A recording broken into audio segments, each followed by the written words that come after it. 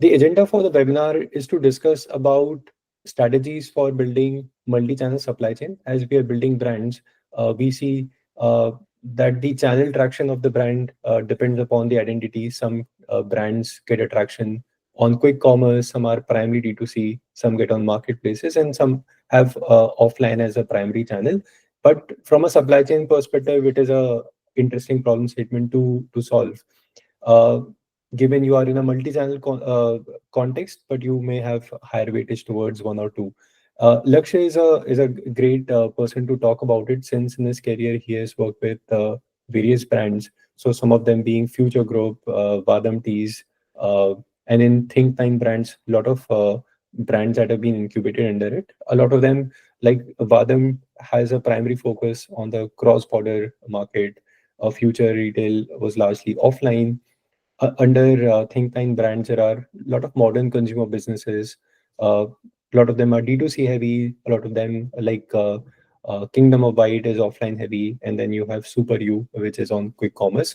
So quite interesting problem statements that Lakshya has been solving from a supply chain, which we will try to tackle in the webinar today.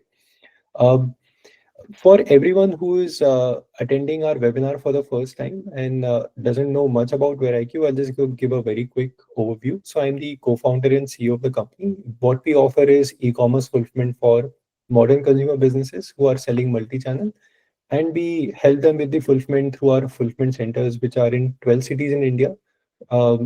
These are metros and next in line tier 1 cities.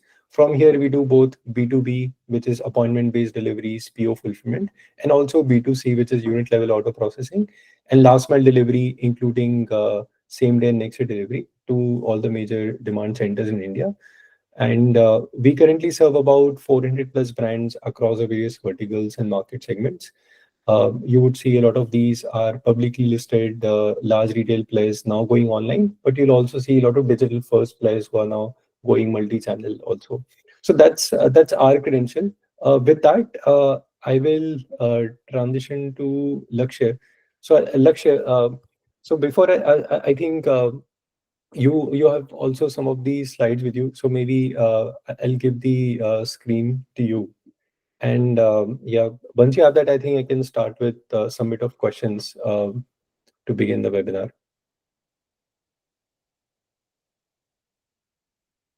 Yeah, you're on mute right now, so if you would want to. Yes, I was just setting up the screen share. Perfect. Thanks a lot for the introduction, Harsh. Always great to talk to you and hear more about what WareIQ has been up to. Because every time we talk, there always seems to be something new you guys are up to. Yeah. It's always great to catch up with you as well. And I think it's a great introduction. Couldn't have asked for anything myself either. So yeah, like you mentioned, I've been working with brands that solve different, more like create different supply chain problems for me. So that's the way we have been in Future Group. Like you mentioned, has largely been offline, where I was part of a team that was responsible for taking a bunch of different offline brands online. So we had some key projects like Brand Factory Online, All Online, as well as FBB Online, and though that was where we were solving for how do you add a new channel to an existing brand and an existing retail format. Similarly, in Vadam, like you mentioned, it was largely cross-border driven, but there we were still doing a lot of D2C in India as well. So, as a core D2C operation over there was also a very unique problem, considering it was a premiumized category over there. And at Think9, like you mentioned, been involved with a bunch of different brands over here. We are, we like to call ourselves India's first digital venture builder firm, where we incubate certain brands in-house as well as acquire certain brands and then uh, let these brands grow and scale at their own speed. So over here, we've basically primarily got three stages where we interact with different brands: ideation, execution, and acceleration. Ideation is sometimes it can be in-house idea, in-house market that we've identified space, and sometimes it can be external founders who have certain ideas that they want to come and build. Execution is where Think9 believes in creating its own value add. So that's where me and a few other subject matter experts come in. and help the brand draft out and execute their strategy for different subject matter areas. So I work in supply chain and customer service, as well as we've got different experts for legal, finance, and marketing, performance marketing, brand marketing, etc. And once the brand has reached a certain scale, we move it to the acceleration stage, which is beyond the incubation area, where the brand can then grow and drive itself based on their own trajectory. As you will see that all the we have named some of the brands below, and most of these cover quite a different universe in terms of product categories. So accelerating all of them together is quite a challenge, but executing different brands, because in the early days most of the problem statements are going to be quite similar. So we have different categorization of some of the brands. Now here, like you mentioned, Kingdom of White is an offline focused brand. We have about 25 different stores across the country today. Superyou is a brand where we have quick commerce and offline driven, which here offline means multi-channel, is modern trade and general trade, right? And quick commerce, the Blinkits and the Zeptos of the world obviously are quite a major channel over here. Panchamrit is a D2C and marketplace driven channel over here. So this is a health and wellness brand. And similarly, we have other brands which are already into the acceleration stage of their journey. So they are doing things on a more independent scale at this point. And like I was mentioned, these are the different subject matters where we try to help them during the execution stage. So we've got marketing, we've got operations, tech and analytics, as well as consumer. And in these scales, I tend to get more actively involved around the operations stack, where we help them with the supply chain management. So defining their strategy. For example, if you're identifying your target channels as well as products, which product fits into which channel. For example, when we started with Superyou, we were looking at protein bars. You got the protein chocolate wafer bars is the core product for the time being. There we identified obviously that individual bars obviously sell a lot more than pack of tens. And that's where we come up to saying that if you're going to sell individual bars, then offline retail, modern trade, general trade become the core, and quick commerce as a supplement to them becomes another major pillar for us. But then defining the different channels and how they will function, and that this comes back all the way back to what the product packaging should also look like, Yeah. right? And the primary packaging and the transportation packaging for all of that, as well as then identifying the warehousing partners for this, because handling that comes with its own unique expertise. Different transportation partners, identifying technology stacks, starting the data and the big data journey from day one, so that we collect as much data as possible over there, and also identifying which data analysis models work for us best, depending on which products we are adding. And this will also build on to new product additions as we keep on adding new products. And similarly, that's what also integrates the tech and analytics stack along with it over there. And of course, custom consumer stack, you can't sell just by yourself. You do need the consumers. You need to onboard consumers. You need to collect information about consumers, Yeah. not necessarily private information, but things like where are they, what are they buying, how frequently are they buying, how frequently do they want updates about their orders, how frequently do they want communication coming from you, even to the base level of click rates of the communication you're sending them, as well as what kind of content they appreciate, so that you can bring that back to the marketing stack and then develop content accordingly. And everything kind of works hand in hand on that level then. And so, yeah, like I mentioned, that we've got basically the 3-4 brands that are relevant for today's discussion, as well as the brands that I have worked very closely with would be Kingdom of White, Superyou, as well as Panchamrit. And they offer good variety of experience working across channels. All three are available across channels, but they have different priorities and they've experienced different successes across different channels. Because for various reasons, I mean, the likelihood of buying shirts from a quick commerce channel is obviously lesser than buying a chocolate bar, as well Right. as buying a nutraceutical product over there again is a different thing. So yeah, a lot of elements go into that, but figuring out the supply chain for that is basically where we are, and thankfully in India we are in a very unique position where where all of these have established themselves, all of these have built their own niche, and I think that niche is where we need to then figure out the product market match as well. Because like I was saying, not every product will sell everywhere.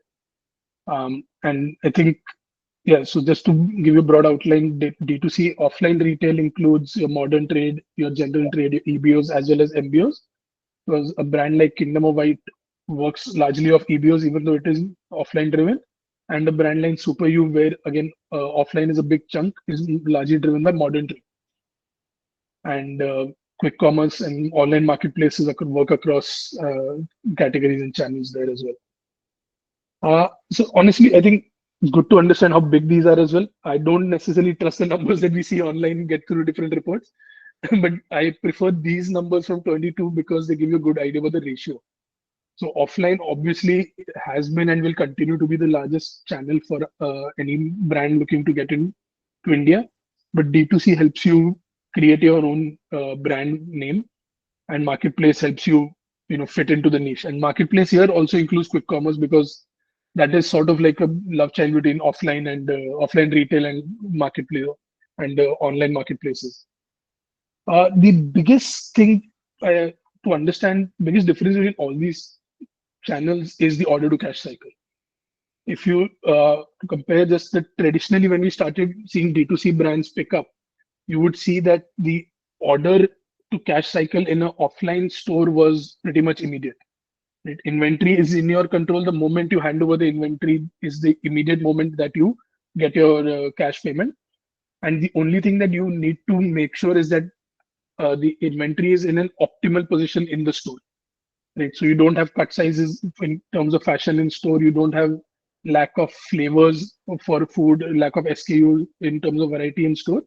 So the store fill rate would drive the store sales rate and in turn your order to cash cycle. Then when D2C came in, then you started dealing in prepaid and COD. Prepaid gave you cash before your inventory even got delivered in most cases, but COD would take a few days after delivery, and that changed the game a bit because that extended your engagement with the consumer as well. Because once the customer has come to your website, until they get your delivery and until the return journey window has been closed, you have to have constant communication and constant relationship with the consumer. All updates need to be there. You cannot have a black box over there. But in a typical offline EBO, MBO structure, everything was a black box for the consumer until it hit the shelves. Now, the marketplace, online marketplace as well as quick commerce work in a slightly different way is because you need to supply to the warehouses. You can, of course, do it from your own warehouse as well in case of like Amazon or Flipkart, but they don't prefer that for a lot of operational benefits that you do get from being physically present in an Amazon warehouse. So you do need to supply to multiple different warehouses over there, and fill rate of that warehouse determines your visibility to the customer, Yep. and then your order to cash journey continues from there. So it handling so a lot of curiosities come into play based on which channel you're talking about, and primarily I believe it resides in this order to cash cycle entirely. Speaking of digital first operations, you got to talk about D2C.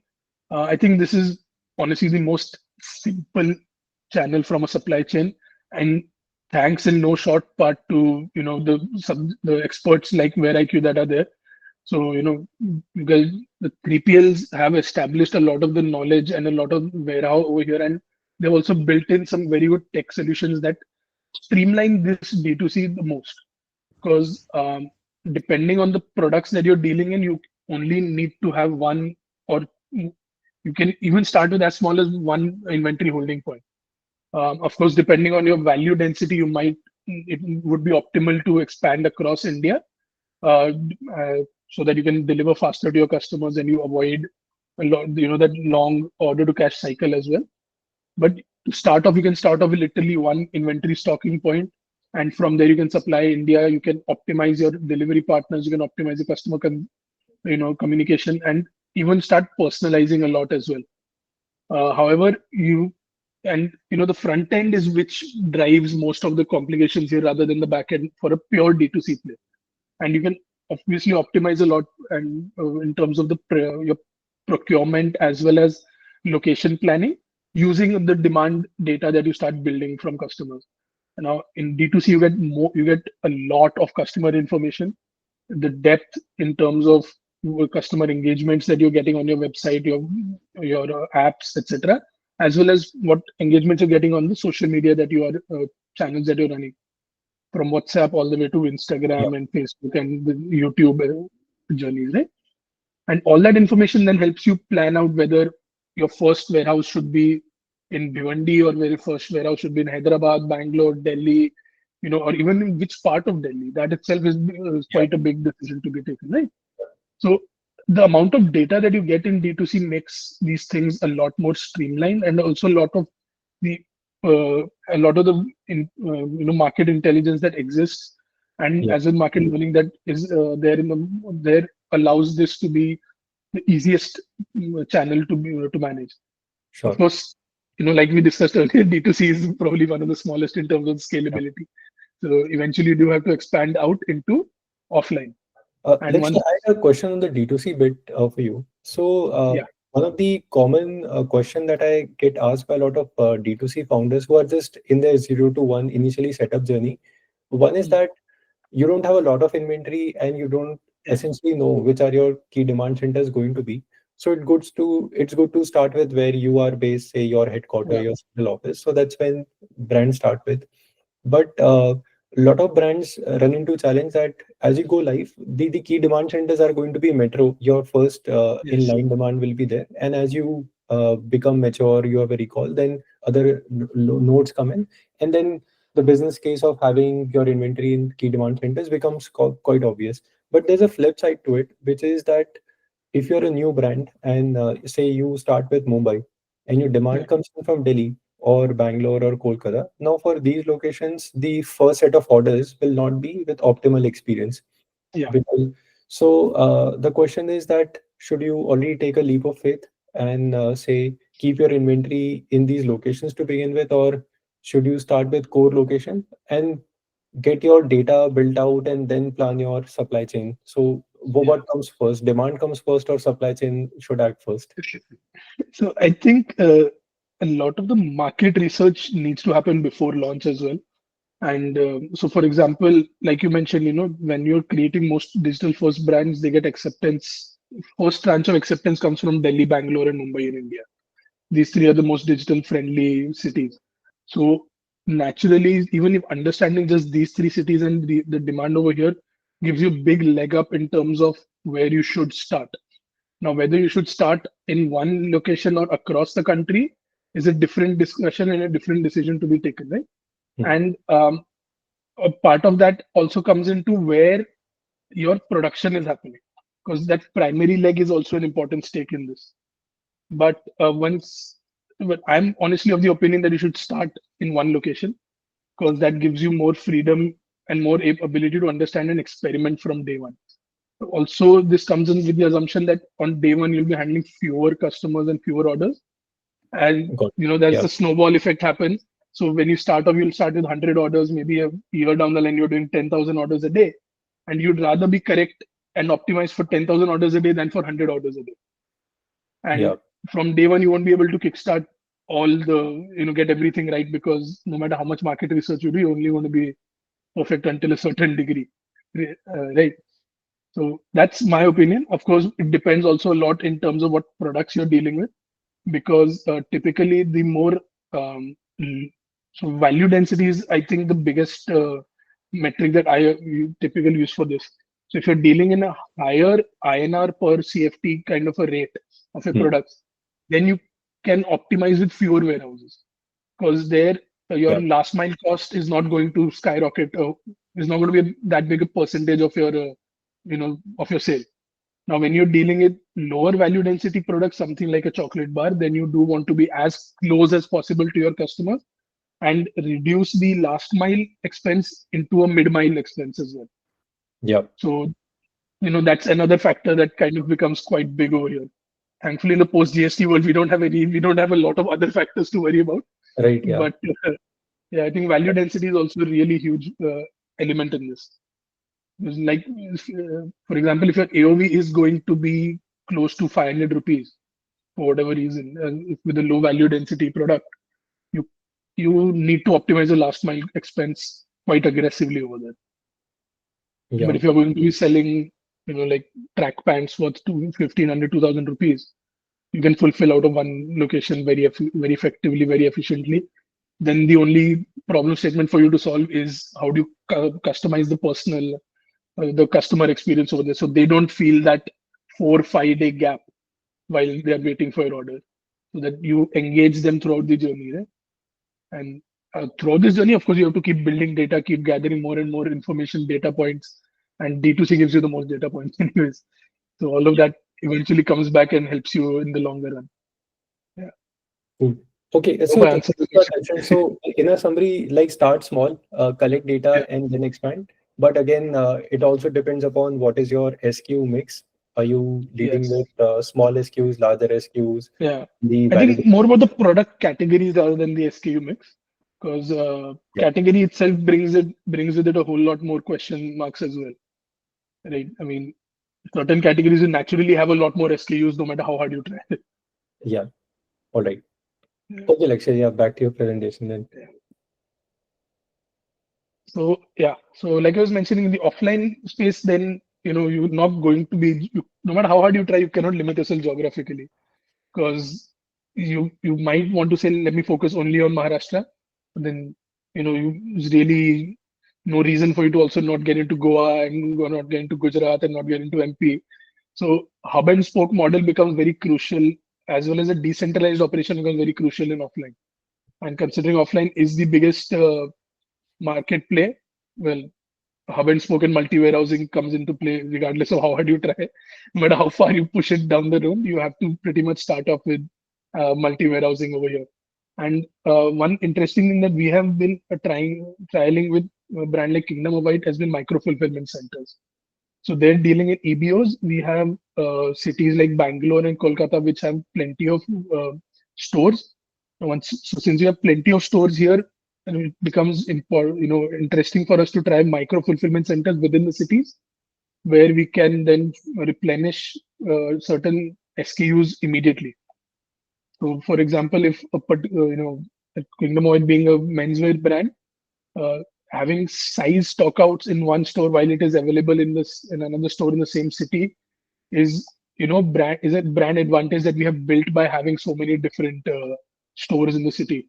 So how do you optimize that would be to have micro fulfillment centers within the cities to back up those stores, so even if a particular requirement comes up on the day, we are not left short. And decentralizing things comes in quite handy in this kind of a situation, because whether you're dealing with distributors, whether you're dealing with sales staff in different cities, or whether you're dealing with your store staff in different cities, the amount of knowledge that they have in that particular location is quite unique.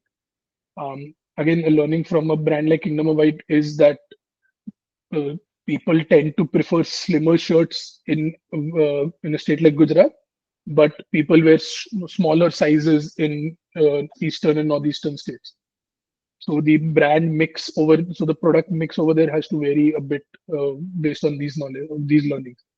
And then if we are able to give the freedom to demand inventory to the local team based on their own local learnings, and especially if they can back it up with with the relevant data, opens up a lot more flexibility for us.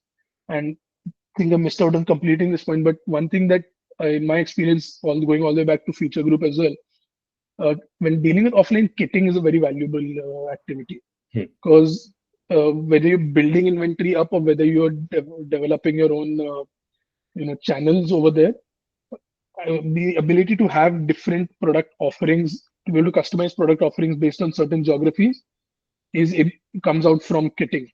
And for example, in fashion wear, I mean, even though you will customize the size mix, to be able to have one standard size mix as a kit makes things a lot easier for you to plan and replenish. Similarly, dealing with a brand like a food brand, or even a healthcare brand like Panchamrit, to be able to offer kits in terms of pack of twos and pack of threes pre-packed, that helps you in dispatching.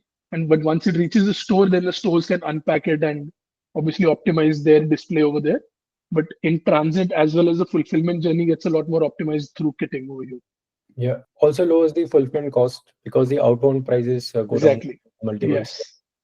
So the outbound prices go down multiples. The entire packaging expense also reduces for us, and this also becomes a bit of a sustainability initiative for us because then you are able to combine club a lot of loads like this. Yeah, Yeah. and But so I you had just a want to question over here. Follow yeah like a lot of your brands which are say offline predominant, like Kingdom of yeah Barbeat or some of these other brands. There is also like a online counterpart where you will also see attraction. Could be like a yes Myntra, Ajio, or equivalent. So yeah the nodes that you utilize for say primary offline channel, do you also leverage the same node for operating marketplaces, cross utilization of inventory or so?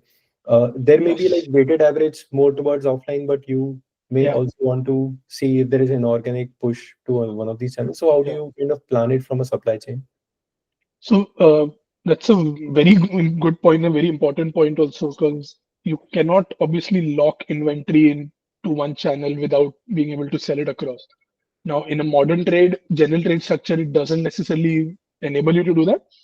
But when dealing with your own EBOs, that is something that we are working with, and that is something that we're also trying to define, which is the omni-channel approach that is considered. Even though D2C may not be more than 20% or might even be lesser than that, but being able to fulfill from stores allows you a new channel of sales from the same inventory lot. So you don't have to duplicate your inventory. You can optimize your holdings as well with that. So for that, again, a lot of these things will come back to the tech stack that you do build up in-house, because you are talking about displaying store inventory. So whatever store management solutions you have has to then push inventory all the way across to your D2C platform, can be Shopify or Magento or etc. And at the same time be able to collate inventory across different cities and also show your delivery timeline based on what product the customer has chosen as well as where you're fulfilling it from. So sitting in Mumbai and the nearest inventory is in Pune, for example, it should be able to say that this particular size we can fulfill from Pune. But if you're going for a different size, we might be able to fulfill faster from a store in your same city as well. Right? So all of that comes into play, while that also adds a layer of Yeah, complication to the returns, and right. multiple layers of complication come into play. But wherever complication comes into play, that's where the value of the tech stack comes into play as well. Right? Perfect. And that is something that I believe that any EBO driven offline brand needs to have Hmm. to be able to optimize their own inventory holdings as well as the order to cash cycle journey. But at the same time, offline is its own different beast, which kind of needs to be treated with its own different respect. So yeah, and another part is that, like you mentioned, when you're starting off a brand, I was saying market research has to be a very very big part of it.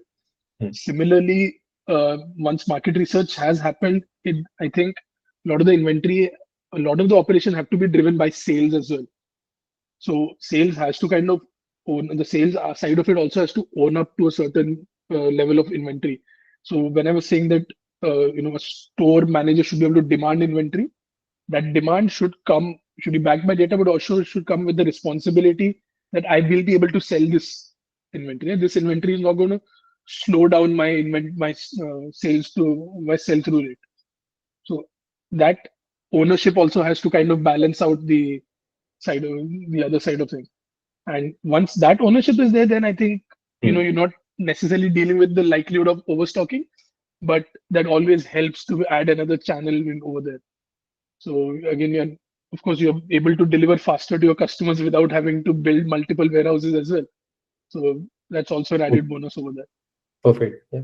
Yeah.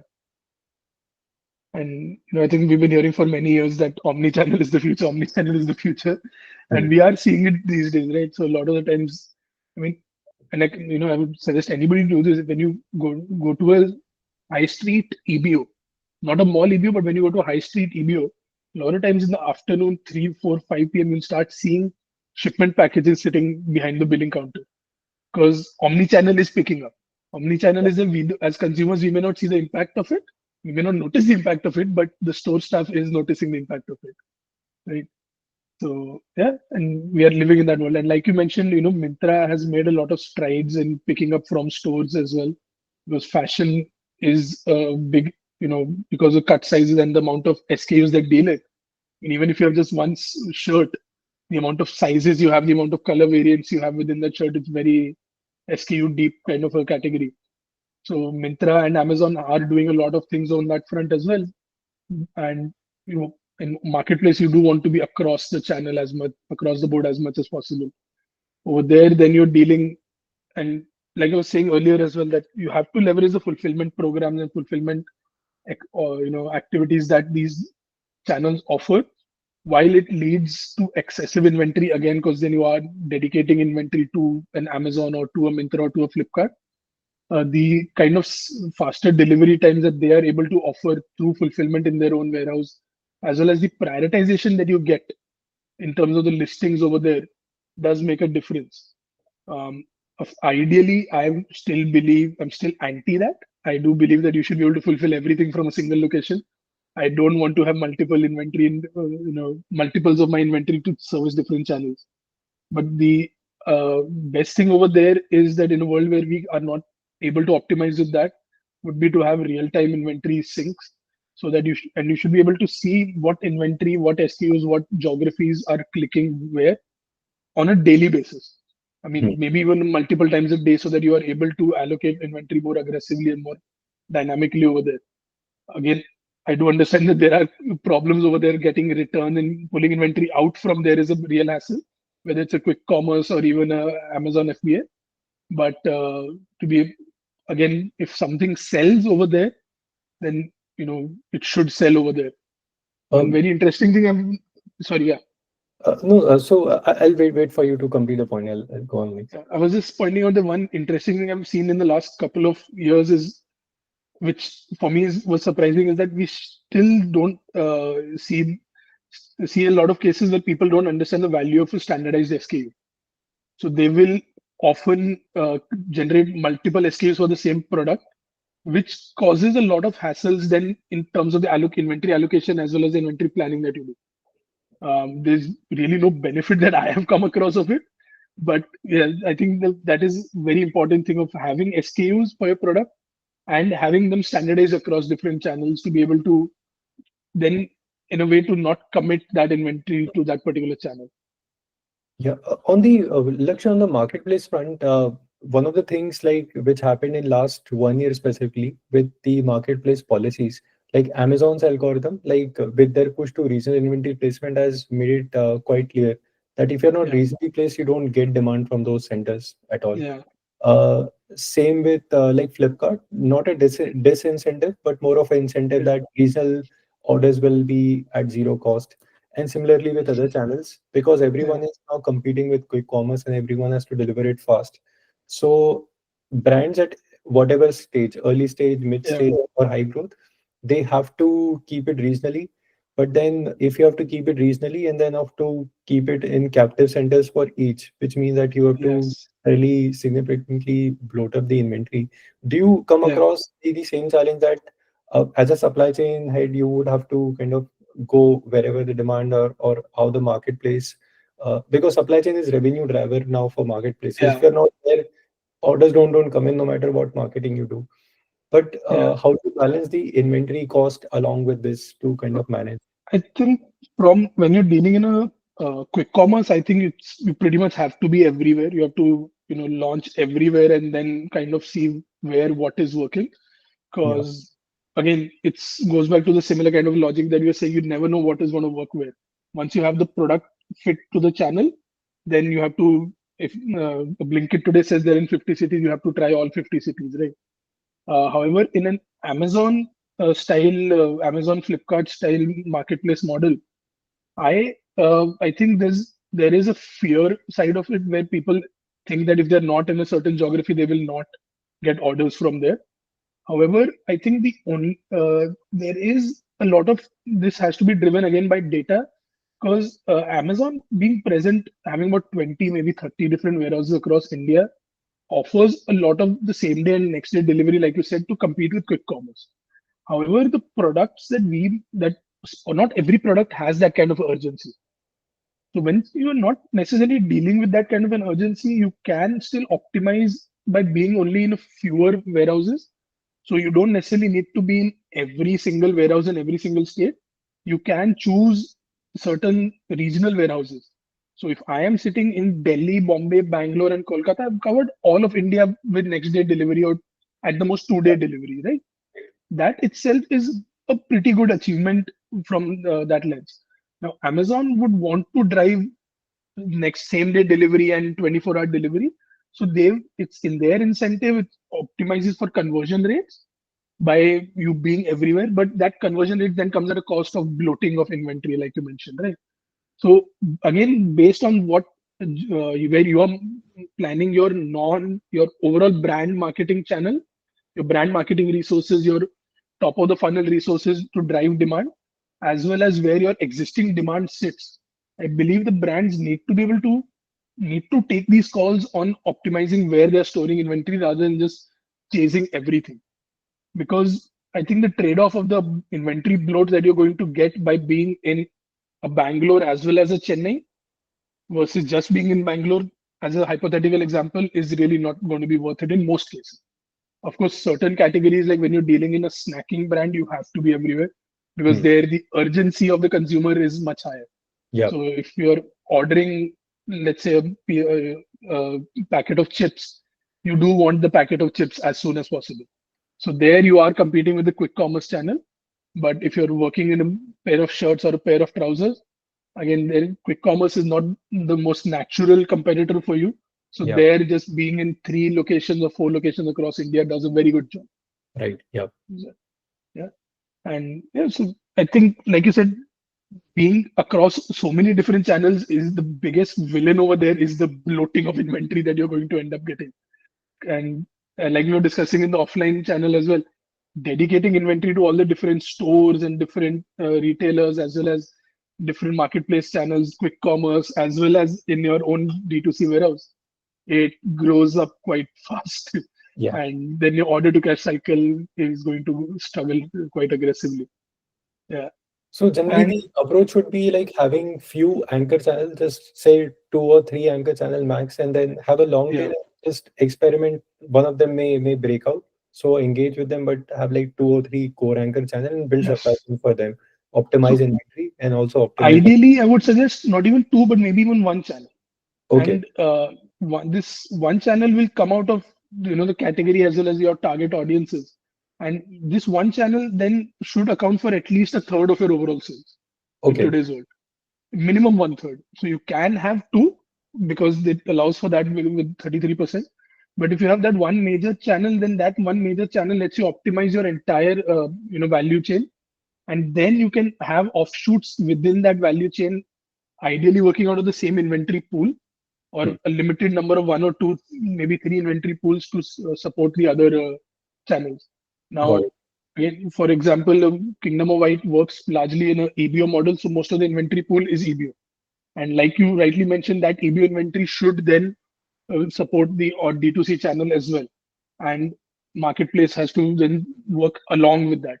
However, if I'm building a D2C first brand, then I can have how many of warehouses I deem to be perfect from my own network and my own customer base that we want.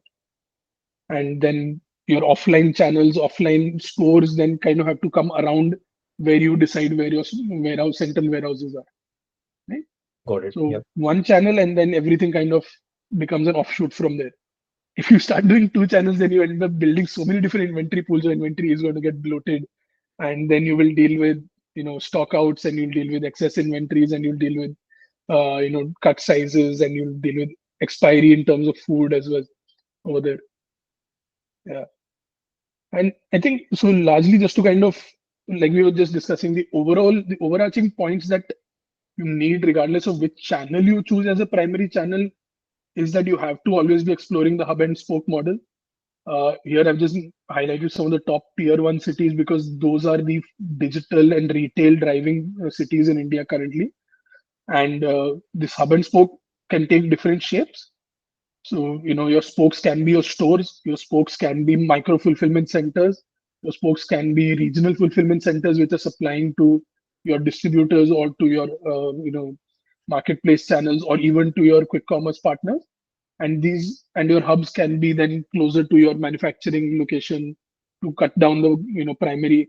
I mean, I've seen brands that have no primary movement because their Yeah. major national hub is co-located with their factories, right? And then this also then becomes a dispatch point for cross-border commerce. And real-time inventory visibility, I think at this point is non-negotiable. This Yeah. is something a lot of new brands struggle with in the initial days, but you have to, at any second, you should be able to get exactly what inventory is lying where, whether it's in your warehouse, whether it's in a third-party warehouse, whether it's in a marketplace warehouse. You have to have that visibility, because without that, you will not be able to set reorder levels. Without that, you'll not be able to be dynamic in terms of your reordering processes.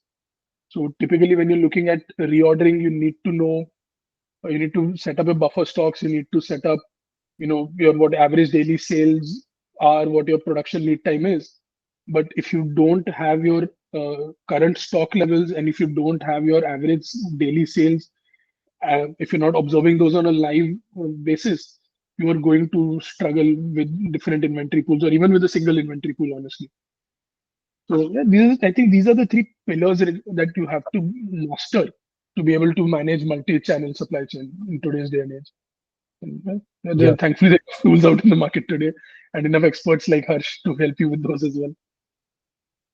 Yeah. So on this one, maybe like the rising question right now, Yeah, primarily on quick commerce, because it's like a new supply chain that people yeah, are solving live, and also on the quick commerce platforms perspective, also their model is evolving from a inventory led to another model, yes, and there is a few things going on here. So I wanted to touch upon a few pieces on that. yeah, First is like the order to cash cycle.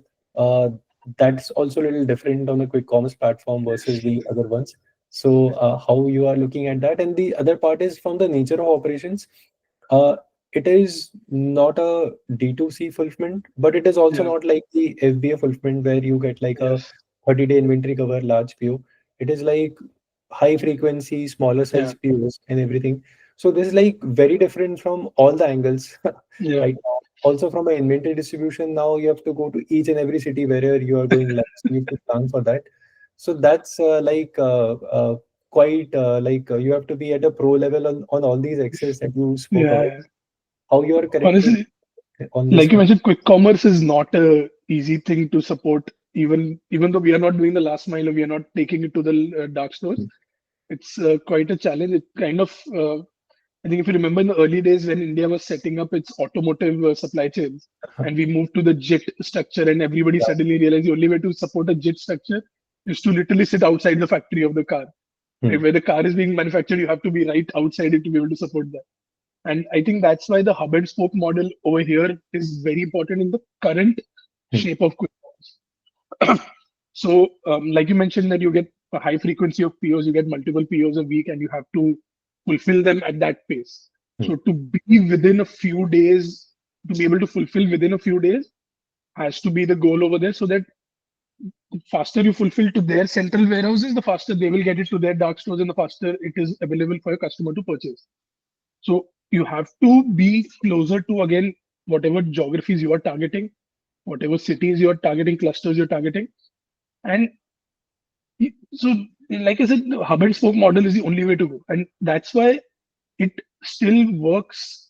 So this uh, works as a combination of your typical offline retailer market, retailer based supply chain, as well as a e-commerce marketplace supply chain, like a love child of the two, if you will. So Mhm. it's a bit more organized than the distributor retailers market, but it is as aggressive in terms of speed and availability. But it's still more organized. It still has the PO system. It has the advanced notice system. It has the appointment system that you're running with, and all of that is there, but at the speed of the distributor and retailer. So if the order comes in today, you have to deliver within 2 3 days.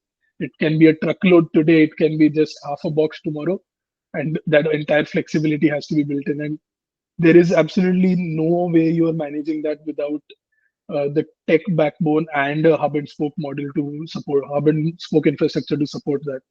So you have to internally be, supplying to all your decentralized warehouses on at the same frequency as the POs are coming from the, from the quick commerce channel. So if they are supplying, they are demanding POs from you every twice a week. You have to supply your spoke warehouses twice a week. So yeah, Okay. otherwise it's. But again, this, like you said, this is the current way, current structure, the way it is Yeah. structured, right? Maybe a few months down the line will be completely different viewpoint on this. And honestly, I think a few months down the line we'll be seeing more streamlining in terms of the categories that are working on quick commerce. I think quick commerce expanded across categories and Yeah. may not be sustainable on that level. But yeah, who knows what tomorrow's going to bring. But today, hub and spoke Got it. is the bare backbone of how to work this out here. Perfect. Great. We have like we can take few questions since we are last 10 Yes. minutes, or if you have any few more No, I material. think pretty much done. This is just the last slide. This pretty much just reiterates what we were talking about earlier. So yeah, I think let's go to the questions. Perfect. So one of the questions that came in from Rekha from Earth Street Fashion is in terms of inventory ratios or inventory turns, how Yeah. what is the healthy range to look at? Like if you were to think from say a fashion lifestyle market segment on a D2C. So honestly, when I think traditionally fashion has worked on a a stock turn of two, which basically means at any point you're holding about 6 months of inventory on average. This was the traditional style, which is why you had those spring, summer, fall, winter collections. Uh, Today's day and age, once what we call fast fashion is like 4 to 6 stock turns in a year, and that is where we believe the future of fashion kind of lies. And we've seen and worked with brands that are even achieving higher than that. So brands are working to move closer to 10, 12 stock turns in a year. I mean, 12 stock turns in a year, you're talking about having only about 1 month's worth of inventory, which is extremely optimized in terms of production. But what a brand should target will largely come in from what their manufacturing stack kind of looks like. If you are able to produce in very small quantities and you are able to optimize for that, as well as if you're able to optimize for the customer demands. I think it's a different sector, but one example that gets lauded a lot for this is Asian Paints. Hmm. Right? Asian Paints, or they always say that they produce every day, and every day it's based on a production projection of what they're expecting to sell today, and that projection is usually 97, 98% accurate. So while you don't have to be that optimal in fashion, but if you can produce in smaller batches, and if you can produce, based on the demand that you are seeing from the customers, and if your demand forecasting is accurate enough, was that then you Okay. can achieve 12, maybe you can even achieve 24. But Okay. you Yes. should be around 4 to 6 to be comfortable in today's day and age. Cool. There's a follow-up question on that. So, a related question actually. So, the question is around how to do demand forecasting with a lot of these platforms like quick commerce, where you will be Yeah. essentially getting like a secondary sales, and Yes. how to factor in secondary sales for your say unit level forecasting, because that's like typical challenge brand space. So, how do you correct navigate that? So honestly, I think quick commerce, you can the there's a lot of variables that go into it, but it is still secondary sales. And secondary sales in quick commerce in terms of forecasting is still largely similar to what secondary sales forecasting would happen for a retailer retailer distributor that you would do today. So you've got factors like your existing sales, what organic growth you're planning, your seasonal impacts, your other trend impacts. I mean, seasonal impacts, you see that in the summer cold drinks will increase. Trend impacts is that in the summer, if the Cricket World Cup is happening, cold drinks will take a slightly higher increase in sales. Similarly, you got what promotions you're planning, as well as what kind of buffer stock levels you want to have, depending on your value chain and depending on what production bottlenecks you are dealing with. So all of these factors combined, and of course, they will change depending on product category, will kind of give you an idea of how to optimize for the secondary sale in going forward. But eventually, in quick commerce, you might be able to project the secondary sale, you won't be able to project the primary sale because competition is very fierce in quick commerce, and if a competitor comes up and Hmm. their organic growth is much higher than you, then your primary POs will take a hit over there. Right. So yeah, For everyone on the webinar, if you want to ask any questions, you can navigate to the bottom right section of the Google Meet and you will come across a Q&A. So we can also take them right now. Um, okay, so Lakshya, while we get that, the other question is on the returns management aspect itself. Uh, I think it's bigger problem in fashion lifestyle versus other categories. yeah. But yeah, the broader challenge we see is like the claims from marketplaces and Yeah. compliances and everything. So around returns as a problem statement, how you're navigating that, how big a concern that is. So, like you mentioned that, claims with the marketplace is obviously a big concern because we often see higher value products going and lower value products coming back. Um, so for that, of course, your inbound returns has to be absolutely spot on. Uh, of course, that helps with a lot of the tech, cameras that are there, high resolution cameras recording everything that's coming through. And but the biggest thing in other than just pure capabilities in the warehouse is also the speed and efficiency of it. Because once a product is into the return journey, it has automatically started losing its value. And the faster you are able to bring it in, evaluate it, refinish it, refurbish it, repackage it, and then have it back available for sale, the bigger the value add your entire return journey is going to create. So while handling the issues of damage as well as wrong returns is always going to be a problem in India, where the duplicate market survives by quite aggressively. Even players like Mintra are struggling with these things, but the faster you are able to process this entire journey, which means potentially having some excess capacity in terms of refinishing Hmm. as well as in return inwards, uh, the better you will be in terms of your overall business sanity over there. Got So it. our primary concern there is always about how fast we are doing this.